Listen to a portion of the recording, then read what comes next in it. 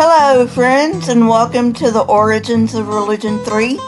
I will be not doing installments of Origins of Religion for a while. There are other things I want to get done on this channel. So, thank you for tuning in, and let's roll!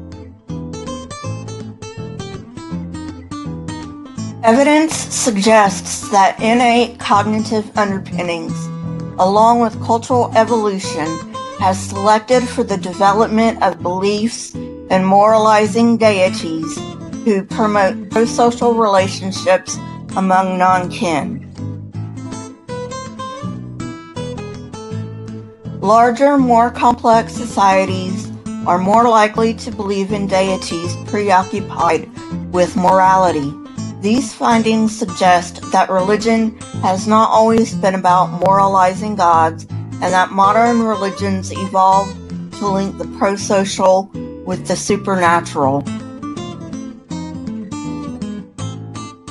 Hume observed that we as humans tend to impose purpose on those events that impact our lives the most. Cross-cultural studies show that a country's existential insecurities are positively correlated with that country's religiosity. I spoke before of minimally counterintuitive concepts, but let me give a bit more information. Concepts that are minimally counterintuitive spread better than either intuitive or vastly counterintuitive concepts. Counterintuitive concepts help people remember the story as long as there aren't many of them. So what's the difference between God and Mickey Mouse? Both are minimally counterintuitive. Why do some fervently believe in God while at the same time rejecting Mickey Mouse? Since humans rely much more than any other animal on culturally transmitted concepts, natural selection may have favored those willing to rely on such concepts instead of experience.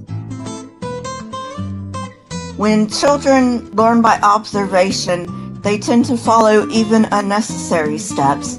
When language evolved, some humans exploited this tendency, instilling beliefs and practices they themselves may or may not hold. Before language, a person would have to perform an action. Language made it easier to manipulate and deceive. Children only accept those agents that adults affirm by their actions. Psychological systems that derive existential significance and purpose to life are prone to supernatural concepts that answer questions and provide hope. Mickey Mouse does not provide solace in the face of death, but a loving God does.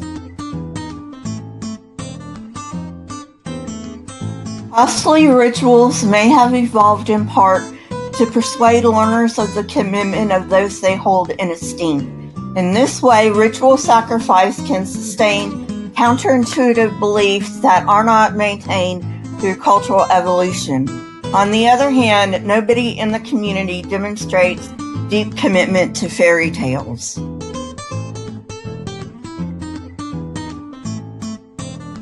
Once a person sincerely commits to a religion, any efforts to weaken his or her faith with logic will likely backfire and end up strengthening his or her faith instead. Because these beliefs are not prone to logic, any direct evidence against such beliefs means to the faithful that more commitment is warranted.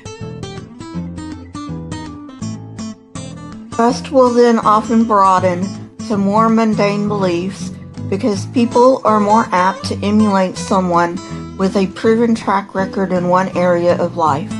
Faith is expanded by collectively participating in music, prayer, and group service. Beliefs and norms for complex societies co-evolved. Research has identified 4 ways in which religious elements can operate. Observation and participation in rituals are likely to instill commitment to social norms. A supernatural policing agent can reinforce norm-sustaining laws of government. Beliefs can help with the extent of help and cooperation one gives. And lastly, belief helps promote pro-sociality by instilling in believers the idea that a God has divinely authored sacred scripture that strengthens social institutions. Beliefs in supernatural agents can facilitate the creation of a cohesive, stable people from many walks of life. When norms are associated with the sacred, they are emotionally charged and less susceptible to trade-offs. Along with more complex societies came the need to better police religious adherence. This was the birth of an omniscient God with the capacity to reward and punish. Belief in an euphoric afterlife likely emerged after 500 BCE in Eurasia after the rise of cosmopolitan religions. There is clear evidence showing a link between evolution of ritual, religion, and complex society. Rituals became more elaborate as societies became more complex. The earliest civilizations are known for awesome monuments. This served two psychological functions. As costly displays of commitment, they assisted in imbuing deeper devotion in the learner, and they may stimulate pro-social behavior. Because we are social creatures, norms are inevitable. The rise of agriculture favored norms that strengthened cooperation. Commitment to religious beliefs increases adherence to social norms and the willingness to punish those who violate those norms. Religion itself is counterintuitive. So why does it survive? Two dominant research strands have emerged, byproduct and adaptationist. We will look at both of these individually. Spiritualists argue that once we understand how the systems that spawn religion works, we'll understand how they give rise to the supernatural byproducts. This strand makes use of had.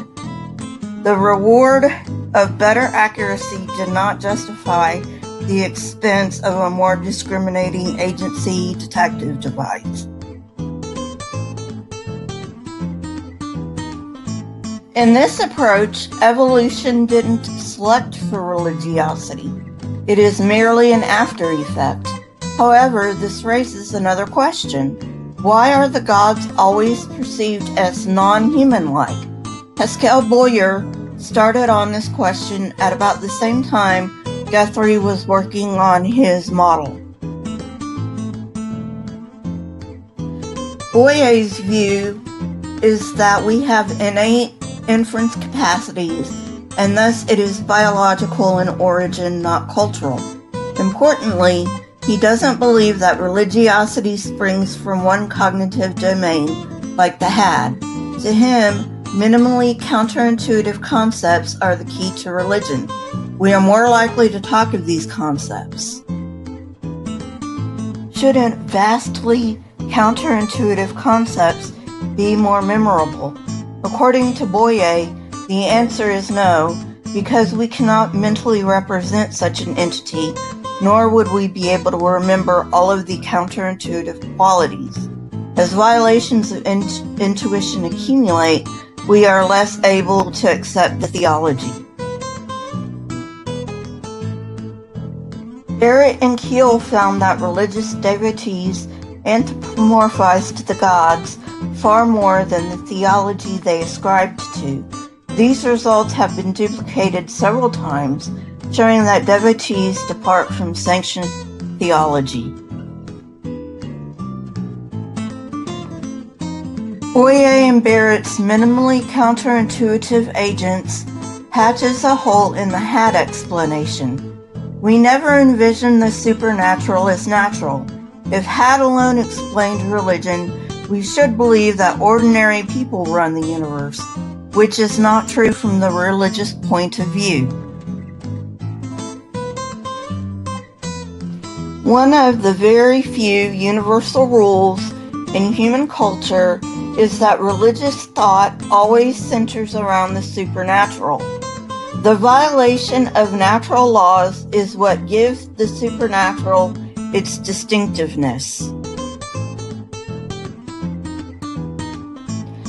No discussion on religion would be complete without discussing ritual. Dramatic religious rituals burn representations into our minds, whereas repetition fixes representations in our cognition. For the adaptationist, religion evolved to enhance social exchange. All-seeing gods can hold us morally responsible by reward or punishment. This theory holds that hard-to-fake religious displays enhance trust and solidarity. David Sloan Wilson has recently proposed the theory that religious groups function as adaptive units. He argues that the best explanation for religion is that it promotes integrated and functionally adaptive groups. According to this model, groups adapt themselves to local conditions.